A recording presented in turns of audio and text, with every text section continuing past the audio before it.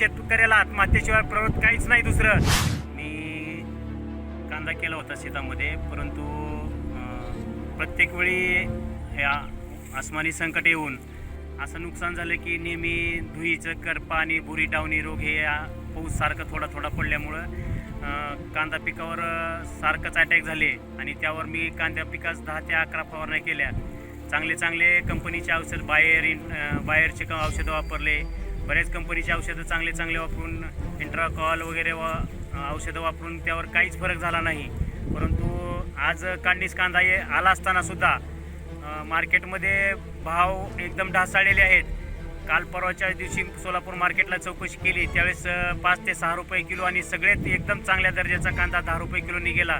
तर शेतकऱ्यावर आणि कांद्याचे भाव का पडले, तर शासनाने आयत्या वेळी शेतकऱ्याचा कांदा मार्केटमध्ये इतके दिवस जो चालला तो व्यापाऱ्यांनी स्टॉक केलेला कांदा चालला मार्केटमध्ये आणि शेतकऱ्याचा कांदा येताच शासनाने व्यापाऱ्यावर निर्बंध लादले की तुम्ही स्टॉक करायचा नाही कांदा, म्हणून व्यापारी हे कसल्याही चढ्या भावाने मार्केटमध्ये घ्यायलाच तयार नाहीत. आणि आज शेतकऱ्यावर कांदा काढायच्या वेळेस अशी वेळ आली की भयानक बेकार परिस्थिती आहे की शेतकऱ्याला आत्महत्येशिवाय प्रवृत्त काहीच नाही दुसरं. कारण बेकार परिस्थितीमध्ये एवढंच 10 ते 12 फवारण्या करून आणायचं, लावणीचा खर्च आहे, पाण्याचा खर्च आहे, फवारणीचा खर्च आहे, खुरपणाचा खर्च आहे आणि हातावर 2 पैसेसुद्धा येण्यालायक पीक नाही. तरी शासनाने शेतकऱ्याच्या कांद्याचे पंचनामे करून नुकसान भरपाई द्यावी अशी शासनाला मी शेतकऱ्यातर्फे कळकळीची विनंती करून सांगू इच्छितो.